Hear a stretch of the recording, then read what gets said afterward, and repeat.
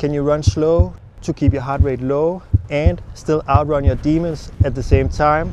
Let's talk about it. Welcome back to Breaking 40. This is episode 3 of the series where I'm testing low heart rate training in my pursuit of running a sub 40 minute 10K. In this episode, I'm sharing the ups and downs of week number 3, 4 and 5 of this experiment as I discover one of my biggest challenges when it comes to low heart rate training. As we head into week number 3 of this low heart rate experiment, it's time to get a bit real.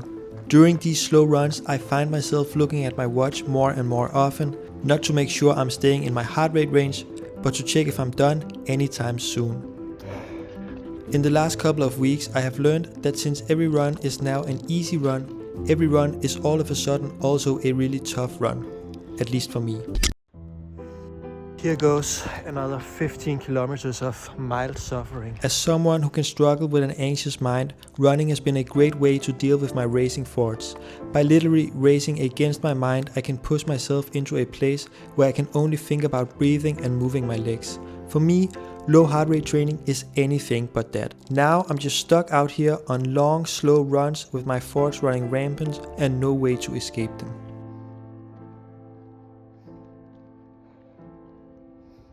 Feeling this way about my training has obviously taken away some of my motivation to get out the door. To fight this lack of motivation, I have begun looking for new areas to explore and run in. I actually think I'm lost. And making sure I have something to look forward to once I get through a run. I've also started picking up packages at the end of my runs in an attempt to find some extra motivation to get out the door. I spent the weekend at a beach house with a group of friends playing board games all night long and still woke up early enough to watch the sunrise. Being slightly hungover and getting 4 hours of sleep wasn't a great lead up to my MAF test, and while it wasn't what my heart rate needed, it was definitely what my headspace needed. Obviously, the result of the MAF test wasn't great, but I got it done, rounding out the first 3 slightly disappointing weeks of this experiment. Luckily, that's about to change as we head into week number 4. Week 4 brought a bit of warmth with it, which got me through the first few days combined with the pick up a package trick. Then I managed to find time to get a great long run in while the sun was out, along with a short one on the following day, also in daylight. And then Sunday rolled around the corner. What a glorious Sunday.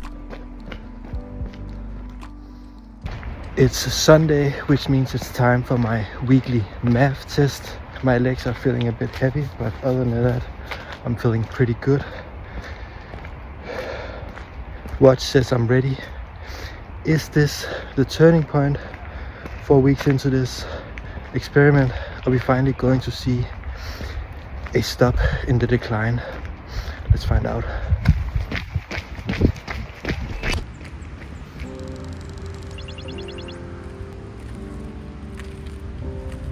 Six minutes and 16 seconds per kilometer. That's 2 seconds faster than the baseline test I did 4 weeks ago.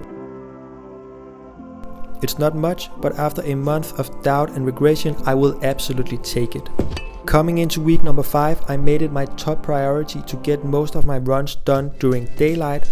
Running in daylight really lifted my mood and motivation in the previous week, and I wanted to stay on that wave. You might not be able to tell from my RBF, my running bitch face, but I did really enjoy these runs.